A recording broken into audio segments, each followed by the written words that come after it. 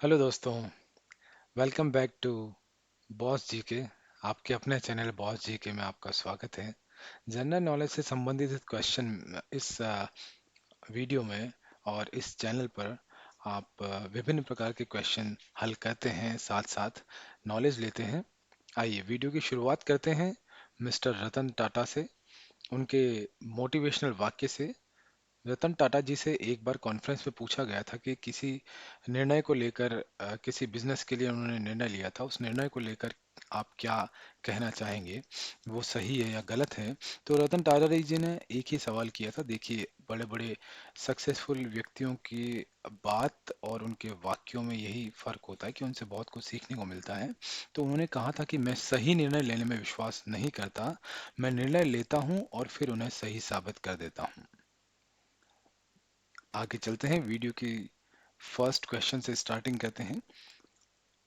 उससे पहले हर बार वीडियो में जिस प्रकार आपको मैं बताता हूँ कि हम लोग यहाँ पर सीखने के लिए आए हैं, परंतु हम लोग यहाँ से जीत कर जाएंगे। आइए, पहला क्वेश्चन। अर्जुन पुरस्कार की शुरुआत किस वर्ष हुई थी? कई बार पूछा गया है और आने वाले कई सालों तक ये पूछा जाएगा, तो इसलिए ये इम्पोर्टेंट है, ध्यान रखिएगा इस क्वेश्चन का। आपके ऑप्शन है, option A 1941, option B 1985, option C 1945 और ऑप्शन डी 1961। आप लोग अपने आंसर कमेंट बॉक्स में मेंशन कर दीजिए। आपका सही आंसर जानते हैं। आइए, अर्जुन पुरस्कार की शुरुआत 1961 में हुई थी।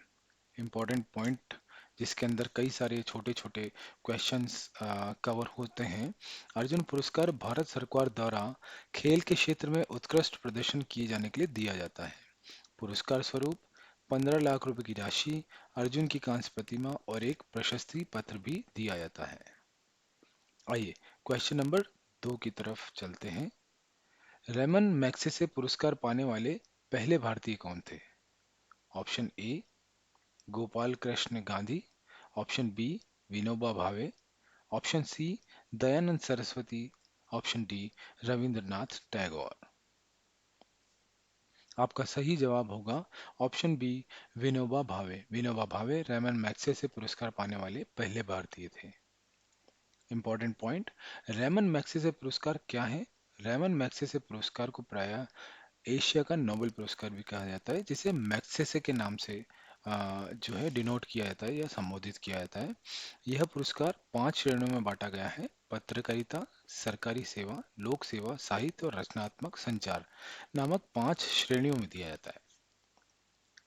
आइए, अब हम अपने अगले क्वेश्चन की तरफ चलते हैं। तंबाकू पर पूर्ण प्रतिबंध लगाने वाला विश्व का पहला देश कौन सा है? आपका ऑप्शन ए है अमेरिका, बी चीन, सी जापान, डी भूटान। आपका सही जवाब होगा ऑप्शन डी भूटान। भूटान तंबाकू पर पूर्ण प्रतिबंध लगाने वाला विश्व का पहला देश है। इंपॉर्टेंट पॉइंट्स, 2010 में भूटान ने तंबाकू के पैदावार और इसकी खरीद बिक्री पर रोक लगा दी थी। आइए, अपने अगले क्वेश्चन की तरफ चलते हैं। राष्ट्रीय मतदाता दिवस प्रत्येक वर्ष किस दिन मनाया जाता है?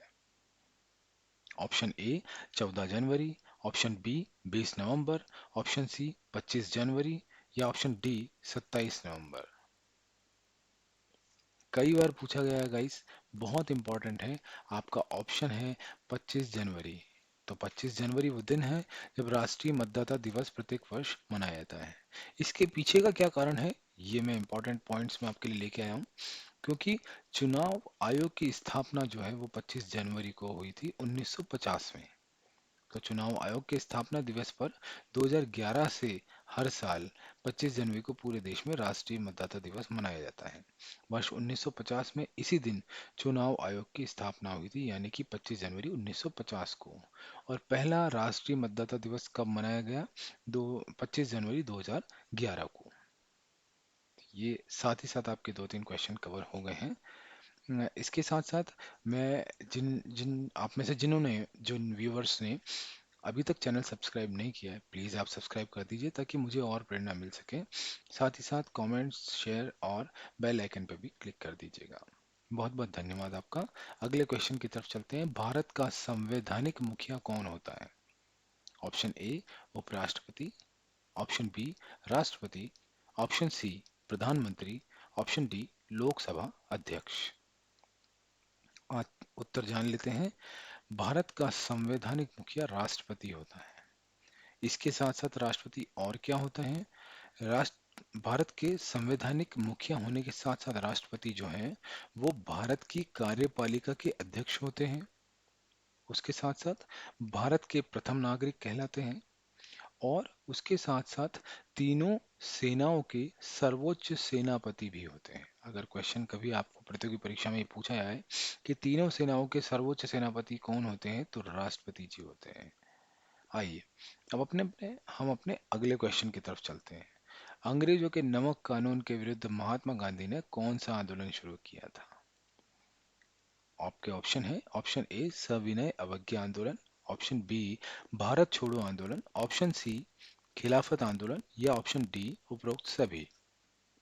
आपका सही जवाब होगा ए सविनय अवज्ञा आंदोलन। तो अंग्रेजों के नमक कानून के विरुद्ध महात्मा गांधी ने सविनय अवज्ञा आंदोलन शुरू किया था। इंपॉर्टेंट पॉइंट समझते हैं। अंग्रेजों ने कई बार महंगाई जो है उत्पन्न करने वाले कई कानून लाए गए। अंग्रेजों के द्वारा कई ऐसे कार्य किए अंग्रेजों ने जिससे महंगाई और दिन प्रतिदिन बढ़ती गई। अत्यधिक महंगाई से उत्पन्न अराजक स्थिति के बीच अंग्रेजों द्वारा नमक कानून लागू करने से जनता में आक्रोश और भी अधिक व्याप्त हो गया। परंतु गांधी जी ने आंदोलन को हिंसात्मक होने से बचाने और सरकार पर दबाव बनाने के उद्देश्य से दांडी यात्रा के द्वारा सविनय अवज्ञा आंदोलन की शुरुआत की। यह 1930 से 1934 ईस्वी तक चला। आइए अगले क्वेश्चन की तरफ चलते हैं। बहुत इंपॉर्टेंट क्वेश्चन है क्योंकि खनिज एक प्राकृतिक संपदा है और उससे संबंधित जितने भी क्वेश्चन हैं वो पूछे जाते हैं कई बार। भारत में जिप्सम का सर्वाधिक उत्पादन निम्नलिखित में से किस राज्य में होता है? ए कर्नाटक, बी तमिलनाडु, सी राजस्थान, या डी हरियाणा। आप कमेंट बॉक्स में अपना आंसर जरूर मेंशन कीजिएगा। आपका सही आंसर है राजस्थान। भारत में जिप्सम का सर्वाधिक उत्पादन राजस्थान राज्य में होता है। उसमें भी कहाँ होता है? इंपॉर्टेंट पॉइंट में आपके लिए मैं लेकर आया हूँ। राजस्थान के बीकानेर जिले में होता है, जो कि भारत के कुल जिप्सम उत्पादन का 90% उत्पादन करता है। और बीकानेर के जमसार में राज्य का सबसे बड़ा जिप्सम का भंडार है।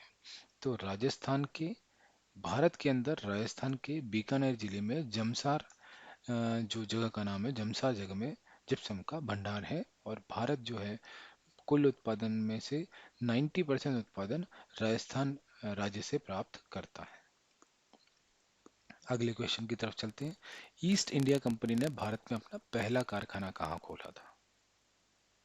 ऑप्शन आपके हैं, ए सूरत, बी बेंगलुरु, सी मैसूर, डी कोलकाता। आपका सही आंसर होगा सूरत। सूरत में ईस्ट इंडिया कंपनी ने भारत में अपना पहला कारखाना खोला था। इंपॉर्टेंट पॉइंट, वर्ष 1608 में विलियम हॉकिंस जो है ईस्ट इंडिया कंपनी के जहाज को लेकर सूरत में आए थे। और वहीं पर सूरत में जो है भारत में पहला कारखाना ईस्ट इंडिया कंपनी ने खोला था। कब खोला था? 11 जनवरी 1613 में खोला था। तो डेट्स याद रखिएगा आप लोग। अपने आखिरी 10वें क्वेश्चन की तरफ चलते हैं। किस भारतीय एथलीट को उड़न परी के नाम से पुकारा जाता है? आप इमेज से थोड़ा आइडिया आप लगा पा रहे होंगे। ए आपके ऑप्शन है, ए मीराबाई चानू, बी पीटी उषा, सी हिमा दास, या इनमें से कोई नहीं। आप अपना आंसर कमेंट बॉक्स में मेंशन कर दीजिए। आपका सही जवाब है ऑप्शन बी पीटी उषा। तो पीटी उषा भारतीय एथलीट को उड़न परी के नाम से पुकारा जाता है। आपके इंपॉर्टेंट पॉइंट है, पीटी उषा का पूरा नाम पिलाउल्ला कांडी थेक्के पराम्बिल उषा है। इनका जन्म केरल के कोझिकोड जिले के कुट्टाली गांव में हुआ था। इन्होंने कुल 23 पदक जीते हैं, जिनमें 14 स्वर्ण पदक थे। बहुत बड़ा योगदान था। बहुत रिस्पेक्ट जो है पीटी उषा जी के लिए होती है, क्योंकि उन्होंने भारत के जो गेम्स हैं एथलेटिक्स उसके अंदर अपना अभूतपूर्व योगदान दिया। 14 स्वर्ण पदक पदक अकेले पीटी उषा जी ने दिलाए हैं। तो उनको बहुत बहुत बधाई, बहुत बहुत धन्यवाद। इसी के साथ हम अपने वीडियो को आगे बढ़ाते हैं। आप लोगों से निवेदन है कि जिन्होंने अभी तक सब्सक्राइब नहीं किया है प्लीज़ सब्सक्राइब कर दीजिए, बेल आइकन पर क्लिक कर दीजिए ताकि आपको डेली अच्छे अच्छे वीडियोस देखने को मिले हमारे चैनल के और आपके अपने चैनल के। और लाइक कमेंट और शेयर कर दीजिए प्लीज़, क्योंकि आपका सब्सक्राइब करना, बेल आइकन पर क्लिक करना, लाइक कमेंट और शेयर करना, जैसा कि मैं हमेशा कहता हूँ कि किसी को प्रेरणा देकर उसके जीवन को बदल सकता है।